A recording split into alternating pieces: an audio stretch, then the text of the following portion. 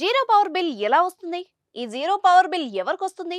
కాంగ్రెస్ ప్రభుత్వం హామీ ఇచ్చినట్టు తెలంగాణలో గృహజ్యోతి పథకం కింద ఉచిత కరెంటు అమల్లోకి వచ్చింది. 200 యూనిట్ల లోపు విద్యుత్తును వినియోగించుకునే వారికి ఈ ఉచిత కరెంట్ అందుతుంది. అయితే నెల నెల కరెంటు బిల్లును ఎలా ఇస్తారు?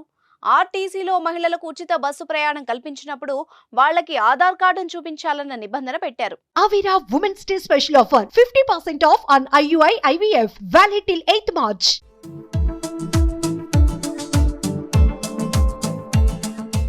అయితే ఆధార్ కార్డు ఉన్న వాళ్ళకి బస్సులో టికెట్ కూడా ఇస్తున్నారు. అది కూడా ఉచితం అని రాసి పెట్టి ఉన్న టికెట్ ఇస్తున్నారు. ఇప్పుడు జీరో కరెంటు బిల్లును కూడా అలాగే ఇస్తోంది విద్యుత్ శాఖ. కరెంటు బిల్లు మీద 0 అంకె వేసి బిల్లు ఇచ్చి వెళ్తోంది.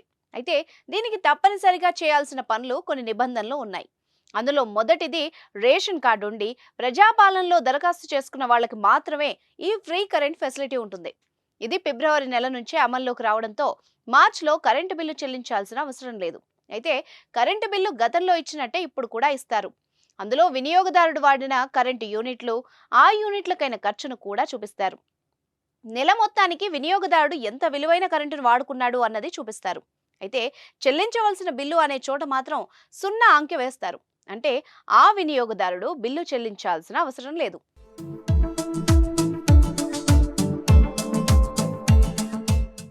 ఇప్పటికే ఈ జీరో బిల్లుల కోసం బిల్ కలెక్టర్ల దగ్గర ఉండే మిషన్లకు సాఫ్ట్వేర్లో మార్పులు చేశారు.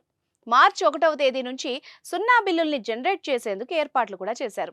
అయితే ఈ జీరో కరెంటు బిల్లుకు కొన్ని నిబంధనలు ఉన్నాయి. ఖచ్చితంగా వినియోగదారుడు 200 యూనిట్ల కంటే తక్కువ విద్యుత్తును మాత్రమే వినియోగించి ఉండాలి. ఒకవేళ 201 యూనిట్లు వాడితే ఆ మొత్తానికి బిల్లు వస్తుంది. ఆ డబ్బును చెల్లించాలి. ఇది వరకు ఏవైనా బకాయిలు ఉంటే జీరో కరెంటు బిల్లు ఇవ్వరు. పాత బకాయిలతో పాటు కొత్తగా వాడిన యూనిట్లకు కూడా బిల్లు వేస్తారు. మొత్తం చెల్లించిన తర్వాత ఉచిత కరెంటు పరిధిలోకి తీసుకొస్తారు. అయితే ప్రజాపాలనలో గతంలో ఈ జీరో కరెంటు బిల్లుకు దరఖాస్తు చేసుకున్న వాళ్ళకు మాత్రమే ఈ పథకం వర్తిస్తుంది.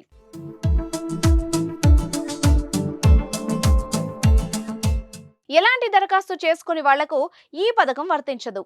జీరో కరెంటు బిల్లుకు దరఖాస్తు చేసుకుని వాళ్ళు ఇప్పుడు మళ్ళీ అప్లై చేసుకోవచ్చు.